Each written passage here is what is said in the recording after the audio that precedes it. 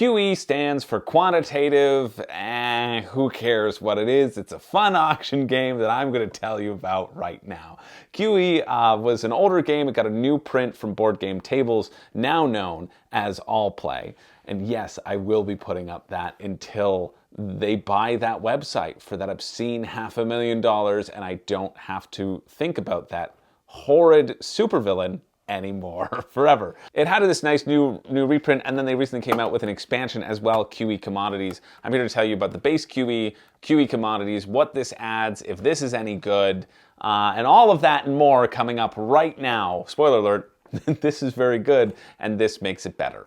But you don't need this because this is still pretty good. There you go. You can skip this now. Join my Patreon for these short and snappy reviews. There's nothing in there, I swear. QE, in its essence, is an auction game. Every person is going to get one of these player boards, which they'll flip to one side or the other, depending upon the player count. And that will tell you the number of things that you have to collect. Ideally collect in order to create sets. You can see here that as the UK, I want to get things that are related to the UK, and that will get me points. UK companies, I want to invest my made-up money into them to help bring them back afloat. Like this agricultural UK symbol. Back to me. And back to me. Because QE actually stands for quantitative easing, where people printed a whole bunch of money and bought a bunch of businesses to make sure that they didn't go bankrupt and the entire economy couldn't collapse. However, one of your economies will collapse in this game and you will get no points. The best way to describe this is that you are bidding as much money or as little money as you want on these companies. You're getting these companies, which represent just sets in a big set collection game. And you can bid any amount of money from $10,000 to $10 quadrillion billion. Yes, that is a quadrillion with a billion zeros on the end of it. You can bid as much money as you want and print as much money as you want and give these companies as much money as you want. But the person who bids the most loses. You flood your own economy, you send your country into ruin, then it is everybody else who gets to add their points based around the sets that they've collected, and the highest number of points wins. It's very simple. The flow of the round will be dictated like this. You'll have a stack of businesses, you'll flip the top one up and you'll see what you're bidding on. In this case, it's the EU worth 4 points with the brown category. The manufacturing category, as nobody calls it. You're disrupting my flow. Then the person whose turn it is to be the auctioneer will write down a number. Give me a number. Any number. Tell me how much it'll cost. They will write this number and they will put it face up for everybody to see. This is their bid. Everyone gets to know what their bid is, and then everyone else gets to write down their bid secretly and pass it to the auctioneer, who looks at all the bids, determines who has bid the most, writes that amount on the back of this tile, and slides it over to them, for they have won that business. They've invested the most in it, and they get it. But they also spend that amount of money. Anybody else, you don't spend whatever money you've spent. You only spend the money on the things you actually acquire. And so the auctioneer can set a bar, right? They set a bar of how much money they want the range to be, or how much money they want to drive someone up to spend, or how much money they are going to be spending if everybody else bids less. And so the crux of the game is trying to bid $1 under whatever that person who's bid the most has bid. You want to get the most potential out of your money and the most points possible in order to win. It's such a funny premise. The ability to print money goes straight to people's heads, and you will be bidding. You'll start at $25 and you'll end up at 25 million. That's just how it's going to go. And that's what makes this game great. That's what makes this game fun and really interesting to play. One of its main failings, jumping right into it, is that if somebody goes ahead and bids 3 million publicly and nobody bids up to that, and they eat the bid, and the other bids have been not that amount, there's a possibility for the players to work around the table to just make sure that person has lost. So that's a slight issue, but also you shouldn't have bid that high, right? And maybe the other players at the table will get greedy and try to push that envelope. But if you spent 3 million on one thing and everyone else is able to spend up to 3 million on like 3 to 4 things, you're just inherently bound to lose, right? This is where the commodities expansion, I think, helps fix that issue. It's not going to totally fix that issue. If you have somebody who's really bad at bidding, well, they're going to lose. It's a bidding game. You have to be good at bidding and figuring things out. But the commodities expansion adds in 2 extra little twists. One twist is in the form of these commodities. You have gold, you have oil, and you have crypto. All of these commodities give you a varied number of points. Gold is just worth a lot unless all of the gold get taken, and then it's worth less because the gold market has crashed. Oil, whoever has the most oil gets an extra bonus of points, but they aren't worth as much. And then crypto, it's kind of a crapshoot. Could be Bitcoin, could be Dogecoin. You never know how many points it's actually going to be worth. But how these are assigned is that the second highest bidder gets to purchase one of these things. The second highest bidder gets their choice of commodities. And so it encourages you to push towards that envelope and to spend more and be that second place bidder, because in some cases, these are going to be more valuable than the other ones that are actually being bid on. The additional twist to this, you're back, eh? You're back in action? Yes, you are.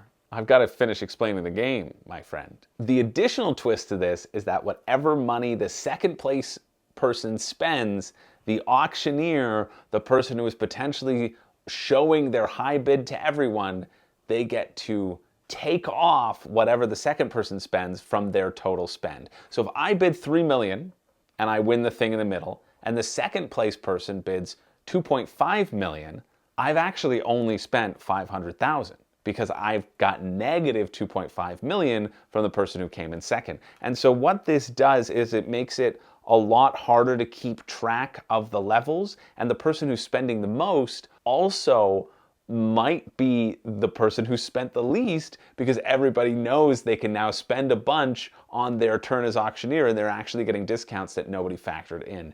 It's a really great way of making sure that that issue of somebody being eliminated from the game completely, or at least feeling like they're eliminated from the game completely, isn't implemented. Because that's something you're going to come to. That's a realization you're going to come to very early on in QE, is that, okay, this person's out of the game, so then it's just me and you competing. And when that happens, even though the game plays pretty quickly, plays in like 40 minutes. I'd say 40 minutes is a good guess. You have about 16 to 15 rounds. Everybody gets to be the auctioneer the same amount of times. And then if there's an odd number, or if you're playing at 3, you get one blind bid where everybody bids blind. But you have 16 to 15 rounds, and so that takes about 45 minutes if everybody is kind of quick with doing it. Probably less. You could easily play it in 30 minutes, right? 2 minutes in auction, as people figure out what they want to do, that feels fairly reasonable. So even though it's a fairly quick game, it doesn't feel great to be the person who is kind of kicked out. And I really do think that the commodities expansion fixes that, which would be my main critique of QE. Now, even though that's my main critique of QE, I still think QE as a base game is really fun. It is. It's just silly. It's just silly when you bid those sorts of numbers and you see how the money escalates and everybody gets carried away with what they're bidding. And that's the sort of fun that I like in this style of games. You want people to be laughing, you want people to be pushing the envelope. When people were bidding too high, we were writing stuff like half a burnt orange or 1 penny and sliding it to each other when we knew we weren't going to make the bids. You can also bid 0. If you bid 0, you get additional points when you're playing with 4 to 5 players in the base game. But the commodities removes that, and 3 players, you don't play with it. So it's much more fun to me, rather than taking 2 points, is by writing 1 penny. I'll take that hit every day. But yeah, I think QE is just like a really enjoyable, fun bidding game. And if you found it was starting to get a little stale, it got a little stale probably quicker than I would have wanted it to. I think the commodities expansion really helped revitalize that and made it move up a lot in my esteem. I don't like to talk too much about essential expansions, right? And I think if you don't like the base structure of QE, Commodities won't fix it. But I think if you really enjoy QE and you were thinking, does the Commodities expansion add enough to make it worth it? I think it does. I think it will enhance your QE experience and definitely enhance mine. I was worried about introducing it to new players because of the added complexity. Not really, it's not really a complex game, but it's just set collection. But still, you don't want to throw too much at people, but I would incorporate it into pretty much any game that I played. And I did try it out with a couple new players just to see, and they all said, yeah, this way feels great. I'd also say that the Commodities expansion likely moves QE up from a good game to a great game. I thought it was really good and really fun, but there was that one flaw where there was that one flaw where it felt like you could really game the system in a weird way and in a way that was kind of teaming up against somebody, and then adding the discounts on it kind of gives a little bit more of that chaos and random element that is really fun. And when I played with the Commodities expansion, the first time I played with the Commodities expansion, myself, I went over, I spent the most money, but myself and the person next to me had spent like $24,636,000, and I had spent like $24,664,000. It was so close in terms of the margins, and I think when a game can give you that sense of closeness. And then he had a huge discount because I spent $9 million on the Commodities the previous turn, and so he actually was down to, you know, 15 million. But I like to think that we were very close before that. And when you have that give and take, it's just a fun time. This edition, talking about the production quality, I have this edition by Board Game Tables. I think it's like $40 US, which feels a bit high to me, to be honest. I haven't used it that much, and the dry erasers are getting a little worn out.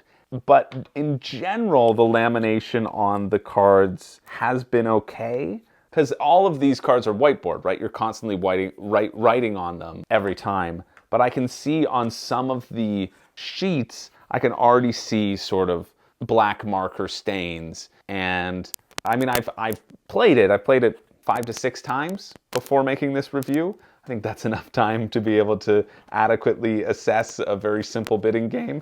And because I was enjoying it, I wanted to keep playing it. But I am seeing some wear already with that. And so for Board Game Tables or All Play, who put forward, you know, they should be putting forward quality components. I'm not quite sure if the longevity is going to last in this. However, that is secondary to me. The quality of the game is great. QE as an expansion is like another $20. Again, a little bit on the pricier side, but if you already own QE, I think worthwhile investing in. If you don't own QE, I think you don't get them both at the same time. I think you just get QE and see if you like it, see if you enjoy it, and then if you think you want additional replayability and you want to revitalize it, then go for the Crypto Commodities expansion, because I think it does do exactly what an expansion should do, and that is revitalize a game that might be wearing thin and reinvigorate it with some excitement and added twists. I think that's exactly what this does. So hopefully that was helpful in determining if QE was right for you. Let me know if it was. Let me know if you've played it and you enjoy QE. And I mean, if you had, what are you doing here? Just checking about the expansion? Great. Love to have you. Hit like and subscribe if you wouldn't mind. I would appreciate it. It actually makes a world of a difference. So if you're still here and you want to do me a favor, well, check it out. And then I can spend oodles and oodles of time playing games that are worse than this and warning you not to play them. But for QE, for me, well, regular QE would definitely get a seal of approval from Room and Board, close to the seal of distinction, and then the Commodities expansion helps put it into that comfortable seal of distinction category is where I put this in. I think it's quite a fun little game, and if it interests you, I think you should check it out. That's all for me. Thank you for watching. My name is Chris George, and I was going to say something here, but I forget what I should say. Some sort of catchphrase? I don't have a catchphrase. But I appreciate you being here, and make sure to immediately bid $5 billion and just see what happens. No, don't do it. Don't do it. It's not a good strategy.